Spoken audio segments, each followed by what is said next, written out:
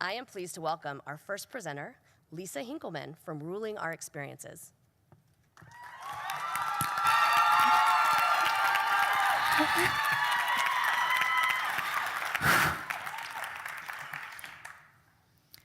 We live in a country where fewer than 5% of Fortune 500 CEOs are women, where despite the largest influx of women in politics, women still represent less than 25% of our country's elected officials.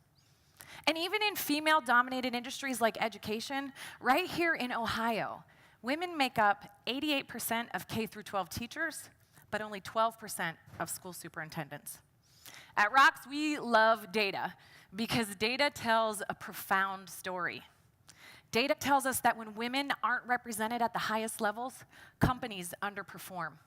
Governments don't represent the interest of everyone, and girls don't have the opportunity to see or actualize their full potential. And we know it's not due to a lack of interest, skills, abilities, or competence. At ROX, we wanted to know, when does all this kind of begin? So we conducted the country's largest survey with 11,000 teen girls. This data showed us that girls' confidence drops 26% between 5th and 9th grade, and that it doesn't recover. That half of girls are afraid to speak their mind. 1 in 3 stay away from leadership because they don't want people to think they're bossy. And even among the highest achieving girls, those with a 4.0 grade point average or above, 30% don't think they're smart enough for their dream job. We learned that we're dealing with a crisis of confidence, one that we need to confront directly, and that's exactly what we're doing at ROX. We train and license professionals, counselors, social workers, educators to deliver a 20-week evidence-based program in schools that equips girls with the skills that they need to live healthy, independent, productive, and violence-free lives. And data tells us that ROX works. Pre- and post-test assessments show that 86% of girls have statistically higher levels of self-esteem. They have an increased connection to school, healthier relationships, and more confidence in their abilities to stand up for themselves. Since I founded ROX, we've grown from serving 57 girls in 3 schools to more than 3,500 girls in 200 schools. That is 6,000% growth. We have a program that works, a model that's scalable, and more than anything, an intense responsibility to make this world better for girls. Currently, 85% of ROX programs become self-sustaining within 2 years because the districts become so excited about the outcomes that they pay for the program themselves.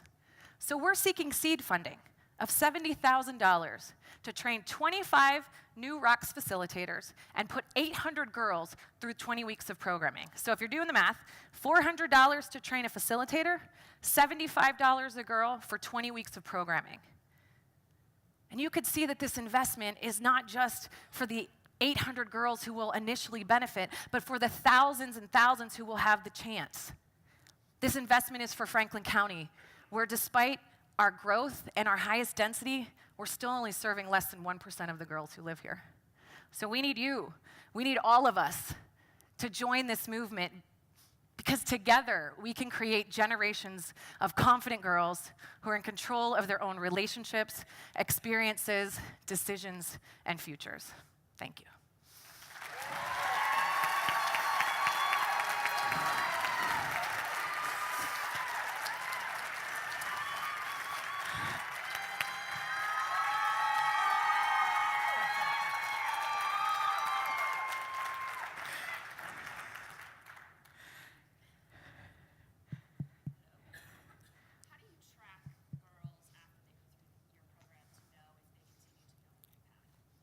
So the question is, how do we track the girls after they go through our program to know that they're on a great path?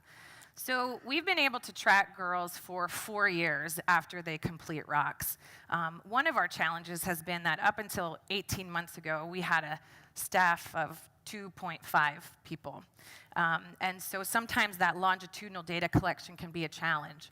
We did receive 1 grant to be able to follow girls for that period of 4 years and look at how they fared after ROX, and then gave them the same assessments 4 years later to see how much they retained. And we were very enthused by the results. And so for us, it's we have this program, 20 weeks, and then we have an alumni program as well. So after girls participate in that first 20-week program, they're ROX alums. So maybe if they have ROX in 9th grade, then they're alums in 10th, 11th, and 12th, so that you're making a whole constellation and community of ROX throughout the school as they matriculate. When you talk about the increased connection to school, what specifically do you mean? Yeah, so my background is in academics. I was a professor at Ohio State and a researcher there. And so the assessment tools that we use in ROX are psychometric instruments that look at different levels of self-concept and self-esteem, but also school belongingness. So there's an assessment tool that measures how girls feel connected to school. Do they feel welcome at school? Do they like coming to school? In our research, we learned that 60% of 9th grade girls say that they don't like coming to school. But nearly 90% of girls in ROX say it's the thing that they like best about school. So for us, we know if we can create warm connections to school and make school a place that girls actually want to be, that we can transform their lives. Can you share one of your best success stories? Yes, and I'm thinking of her right now. So I met a girl in 9th grade. She went to a local high school. She would be first in her family to graduate from high school. Her family were immigrants, and she was basically told that girls don't go on to college. That's not really your role. And when I met her, that was her sentiment. After she participated in ROX, she became this entirely different girl, this champion for herself and for what she wanted to do and become. She graduated as salutatorian from her high school and is now graduating from Otterbein College in May with a degree in pre-med and plans to go on to medical school.